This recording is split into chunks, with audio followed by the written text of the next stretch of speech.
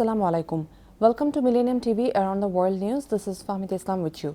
Before moving on, let's look at this week's top stories.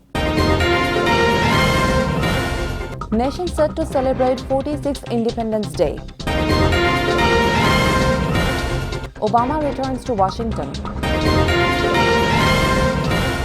Iran to boost security and trade ties with Pakistan.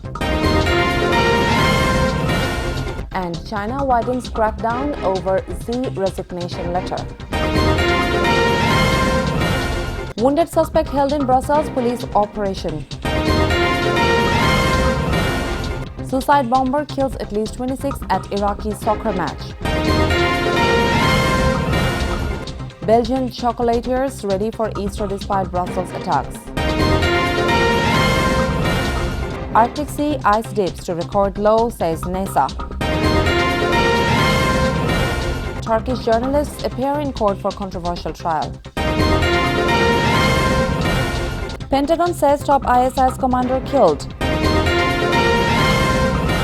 Carter says we are systematically eliminating ISIL's cabinet. Well, those were the headlines. Now the details.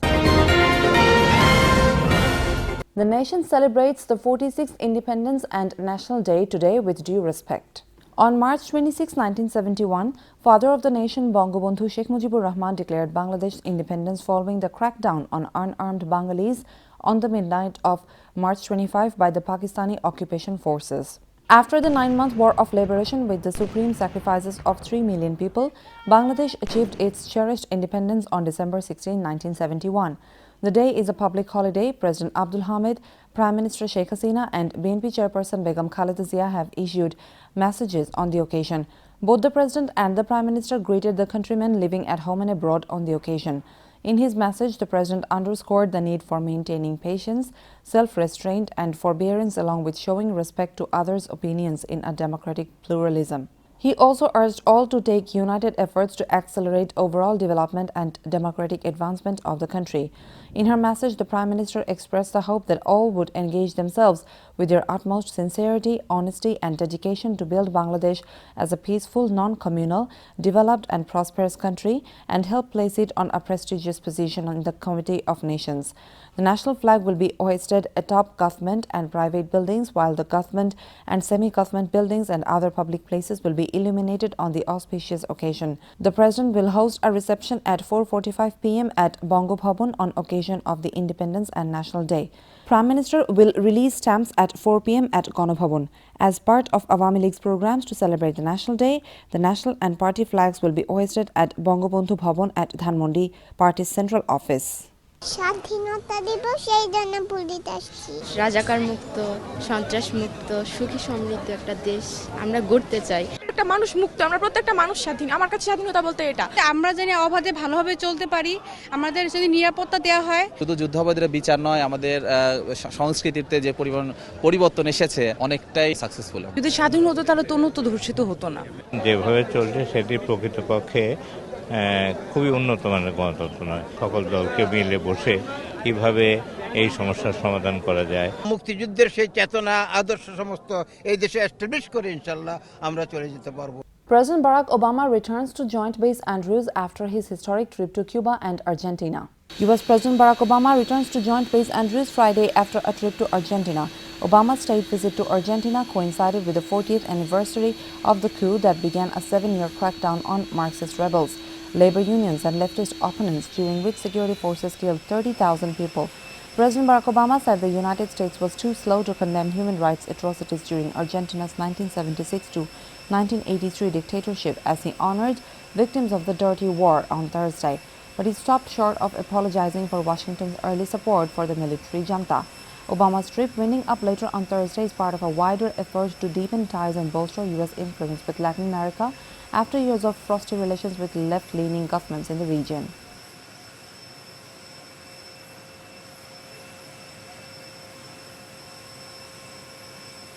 Hassan Rouhani is the first Iranian head of state to visit neighboring Pakistan in the last 14 years.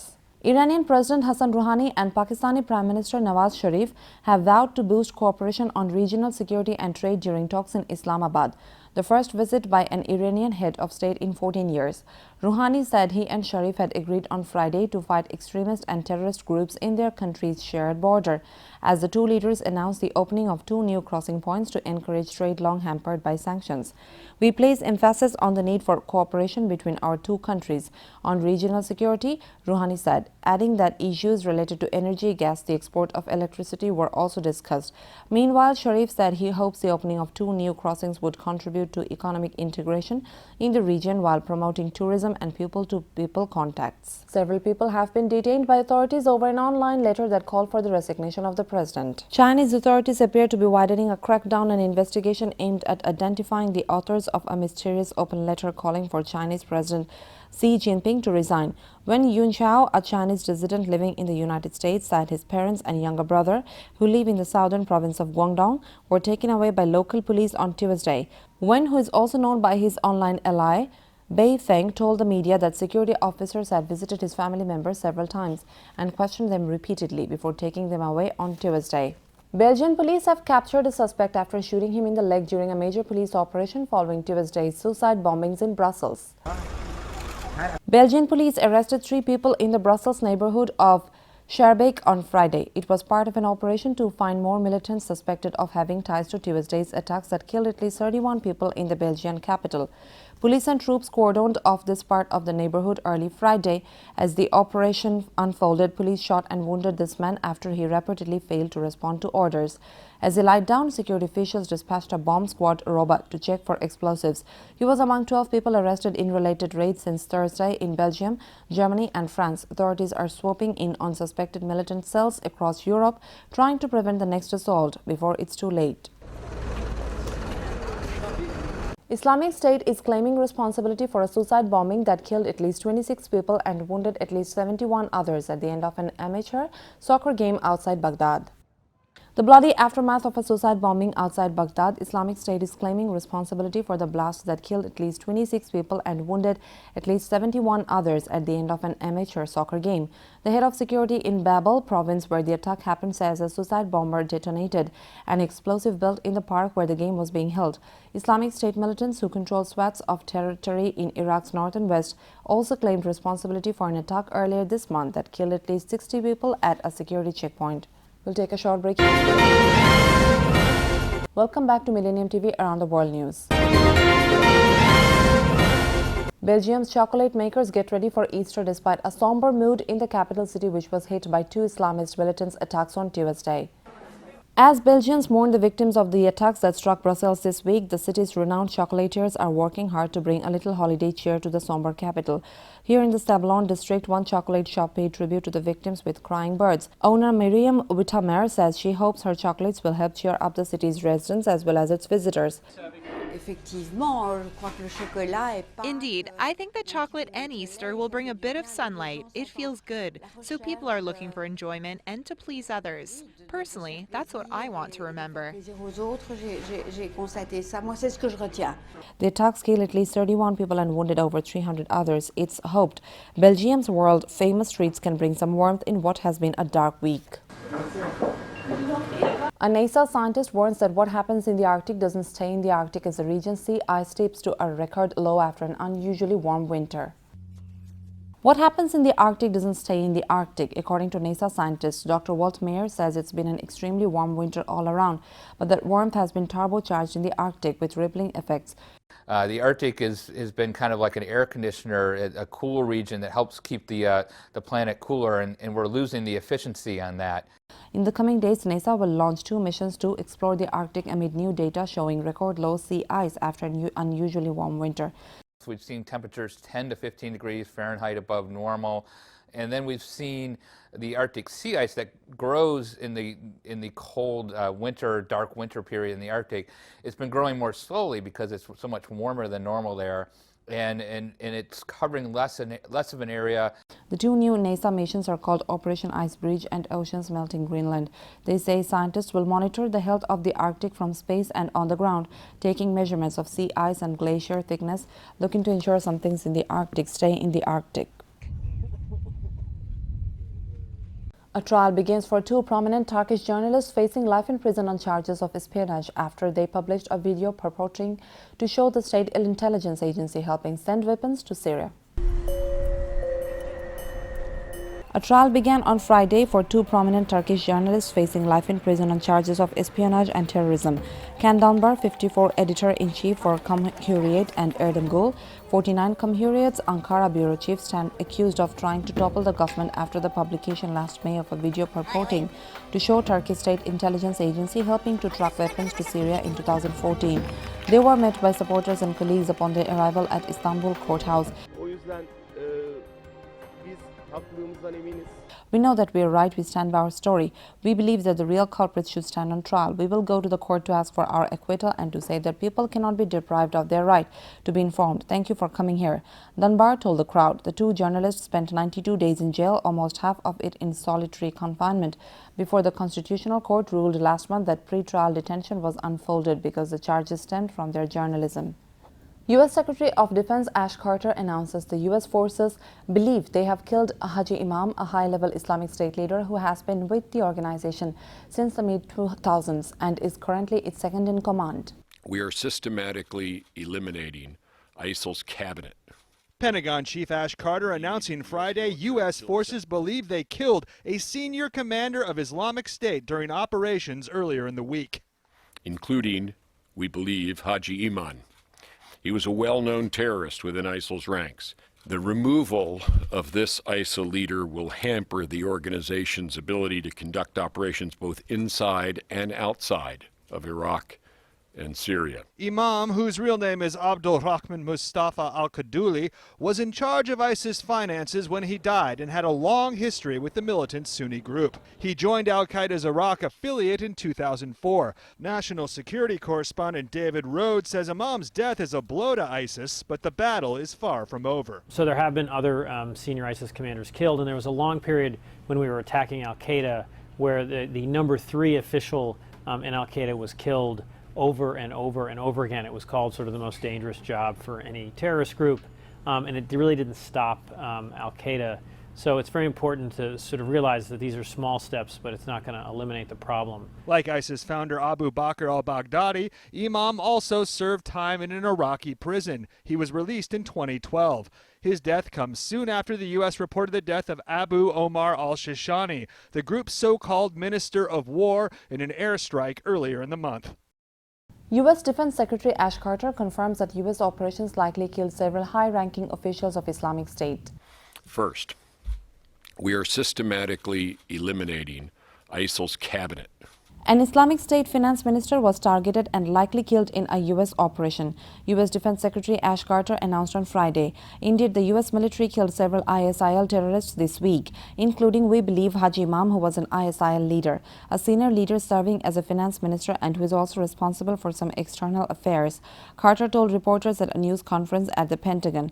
Imam was among several IS members believed to have been killed this week. Carter said Abdurrahman Mustafa al-Kaduli, the militant group's second in command, was killed in a raid in Syria on Thursday. Fox News reported the commander, who went by several aliases and was a senior religious leader within the militant group, is believed to have been killed in a U.S. airstrike, said U.S. media outlets. Our partners headed for Mosul. We believe these actions have been successful and have done damage to ISIL. We'll take a short break here. Kerry tells Belgium Jesuits Brussels. IS under pressure in Syria, says Iraq. Filipino Catholics reenact Jesus' crucifixion. Driver tries to carjack motorcycle near Phoenix. Christians in Sydney reenact Easter crucifixion. Thousands mark the anniversary of Argentine coup. Activists oppose tunnel under Singapore forest. ISIL claims triple suicide attacks in Yemen's Aden. Syrian army captures parts of ISIL-held Palmyra. UN condemns gruesome killing of wounded Palestinian. Is the Iraqi government capable of taking back Mosul?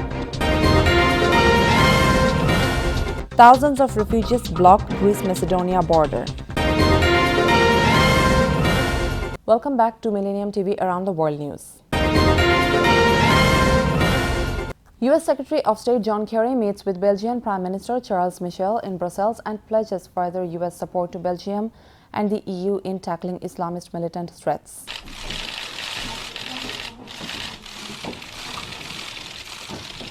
U.S. Secretary of State John Kerry on Friday pledged further U.S. help to Belgium and the EU in tackling Islamist militant threats after Tuesday's suicide bombings in Brussels, and a U.S. official said 2 Americans were among the 31 dead.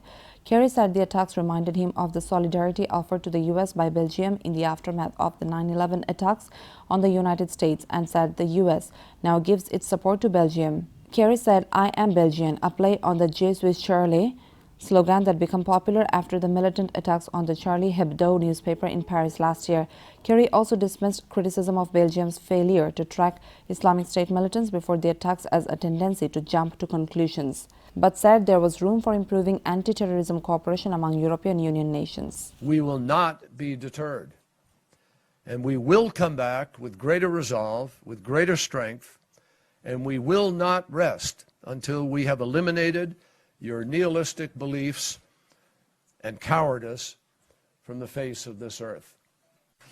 We will continue to work very, very closely with you, and I am absolutely confident, as I've said, that we will be successful in destroying Daesh and restoring a sense of tranquility and peace to communities that seek exactly that daily life. Thank you very much, sir. Thank you. Islamic State is facing multiple military offensives by government forces in both Syria and Iraq, with Palmyra and Mosul the key targets for recapture. In both Syria and Iraq, Islamic State militants appear to be on the defensive against government advances on multiple fronts. New video released by a group affiliated with the militants shows a fierce battle underway at Deir al-Zor, but it's farther south, in the ancient Syrian city of Palmyra, where they are under the greatest pressure. Government forces are said to be poised to retake control. State media says the army and an allied militia took more high ground overlooking the city on Friday. The city's recapture would mark the biggest single gain for President Bashar al-Assad since Russia intervened last year and turned the tide of the 5-year conflict in his favor.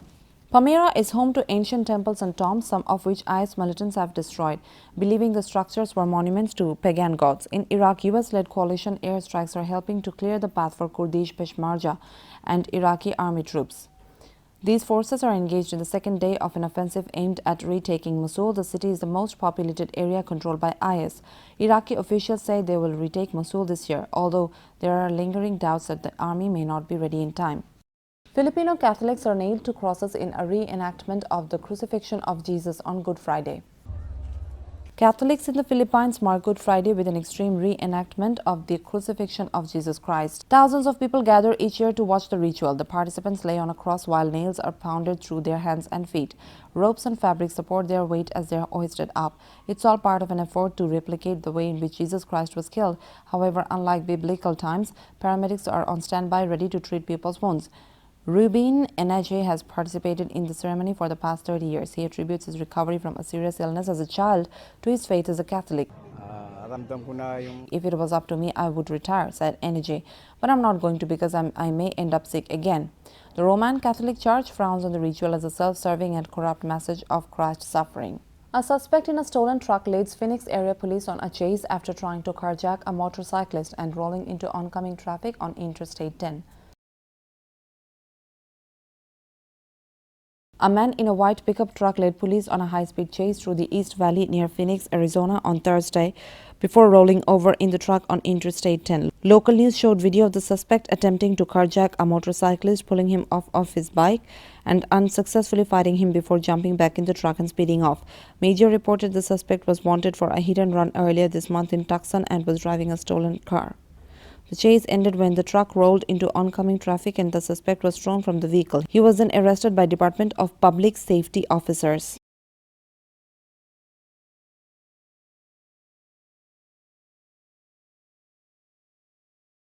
A group from the Wesley Mission in Sydney reenacts scenes from Jesus' crucifixion. Hundreds gathered in Sydney on Friday to witness reenactment of scenes from Jesus' crucifixion in a Christian religious performance to mark Good Friday. Actors belonging to the Wesley Mission performed a stage show before the actor playing Jesus, Brendan Paul, carried a cross through the Sydney streets. Easter celebrations for Christians are expected to continue all weekend, culminating in traditional Easter Sunday services.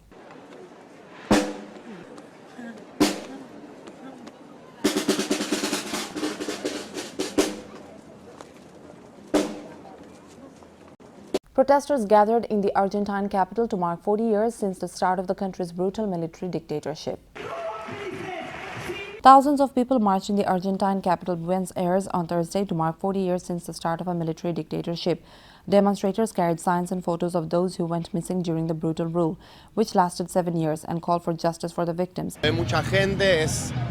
It's encouraging to see so many people, this person said, will continue coming out, so it will not be forgotten. In 1976, military and security forces rounded up and killed left-wing political dissidents, socialists, and people in labor unions. Survivors of the crackdown say one of the military rulers' tactics was so-called death flights, where political opponents were tossed into an airplane, stripped, and then thrown alive into the river and the Atlantic Ocean to drown.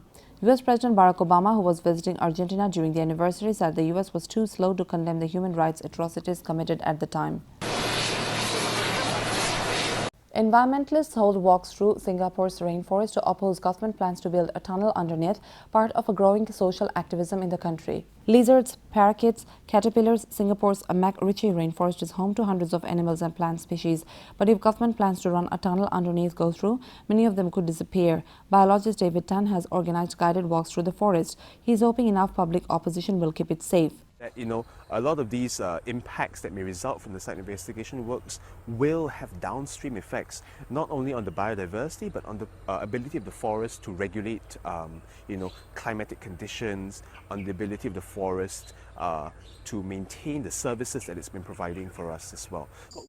The government says they're also looking at skirting the tunnel around the nature reserve, but it could cost $1.5 billion more.